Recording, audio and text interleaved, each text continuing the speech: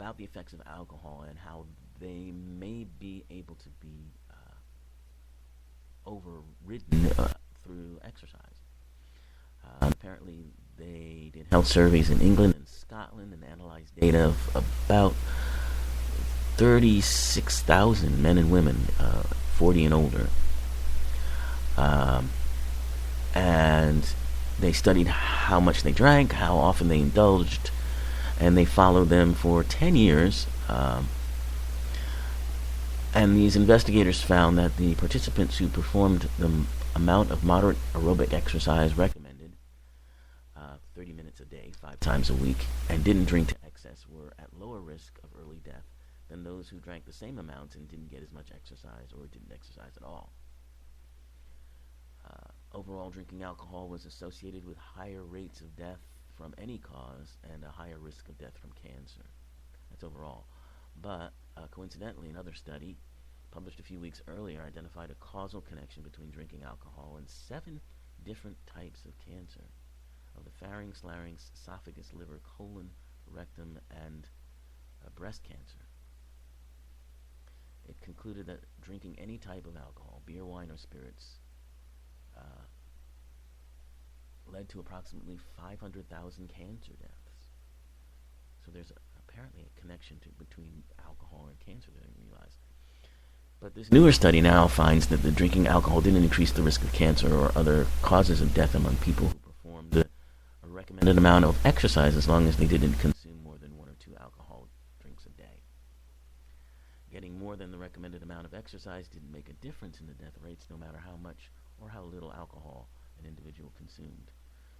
So the researchers also reported that occasional drinking, defined as not having had a drink in the previous week, as opposed to regular drinking, was linked to reduced risk of cardiovascular disease. So drinking can actually, occasional drinking can actually reduce your risk of cardiovascular disease. But if you're drinking more than that, 2 alcoholic drinks a day, um, you're still considered to be putting your health at risk.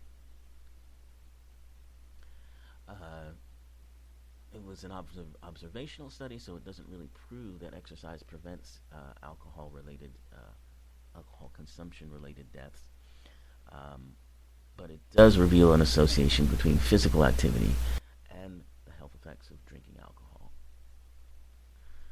So earlier research had apparently suggested that alcohol consumption and exercise might share common biological disease pathways, but act in opposite directions.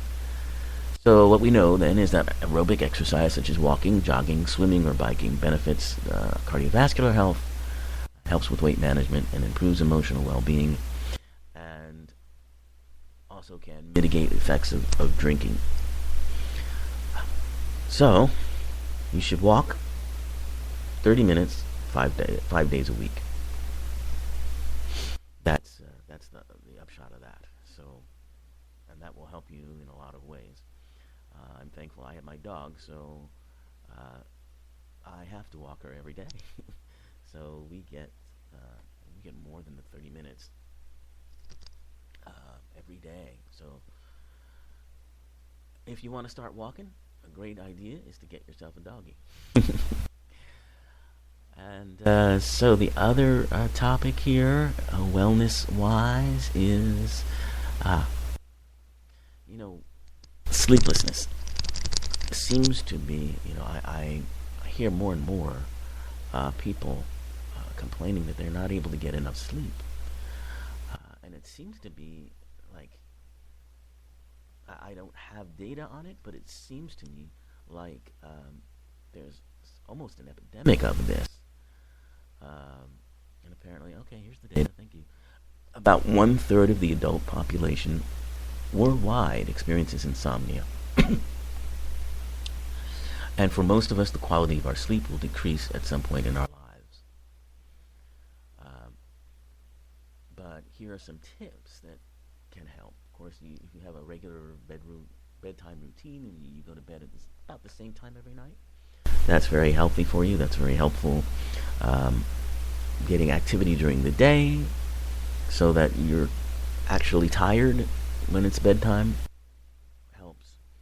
And if you reduce caffeine and don't eat large meals late in the evening, uh, that can help. Meditation and breathing and yoga are great relaxation techniques, so they can help you to relax.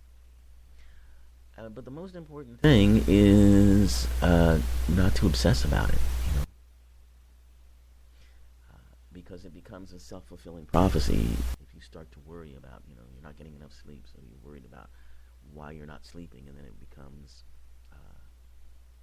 almost a cycle. So sometimes your body will not need as much rest as you might think it will, and eventually your body will need the rest, so you'll get it. But it can be certainly very frustrating, and lack of sleep can really cause some major problems, physically and emotionally in your health. So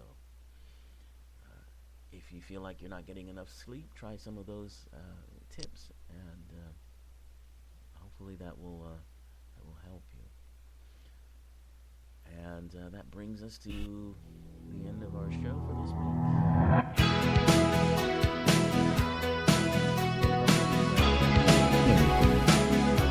Mind to create wellness in your world.